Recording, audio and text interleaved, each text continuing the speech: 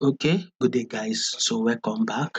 Now, to those that are yet to subscribe, make sure you click on the subscribe button, like and share. So, let's take a look at gold for the next day, which is for the 26th. So, yesterday we did analysis for today on our gold. We talked about having a bullish move. Well, price actually dropped first, and it gave us that bullish move. Which we were expecting while we were expecting a bullish move for today, but at first price actually dropped.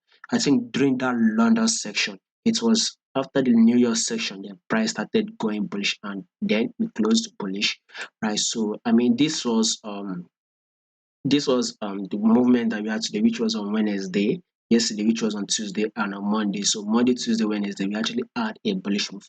So let's see if the same movement will happen for tomorrow, which is for the 26th. That is on Thursday. Let's see if we would have similar movements whereby gold will actually open and close bullish, by the way. So if you take a look at this moment, we are still trading above our 10 period simple moving average. So as long as this gold is still trading above this 10 period simple moving average, then definitely this is still a buy movement, and all what you would want to do is look for a setup to go ahead and take your trade. Just go ahead and take your buy movements. So in the long run, right, we will still be watching out for this level, which is a level of 1985. So let's see if we will be able to hit the level in 2 weeks time, maybe next week and the upper one. So let's see if we in 2 3 weeks time we should be able to hit this level of 1985. Well, now to be able to predict this price for the next day, let's go down to the 4 hour time frame and see what this price is actually doing.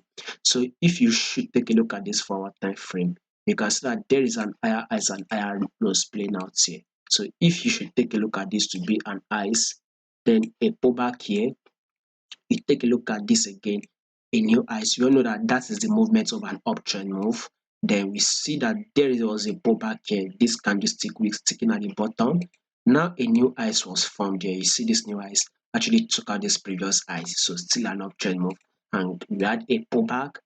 You can see this candlestick wick sticking at the bottom, failing to break this lows, so still an uptrend move. And now a new highs is actually formed. So for the next day, which is for the 26th, we would also expect a bullish move, and this bullish move should be able to take out these highs on our gold. So expect more uptrend move on gold. So once this price can actually break it above it, maybe then another pullback will play out on the 4 hour time frame. After that pullback, then we will go up again. We will go have another new highs on our gold. So basically, this is how gold will continue to go higher highs and then higher lows, especially on the 4 hour time frame. That is to tell you that this gold is still an uptrend move.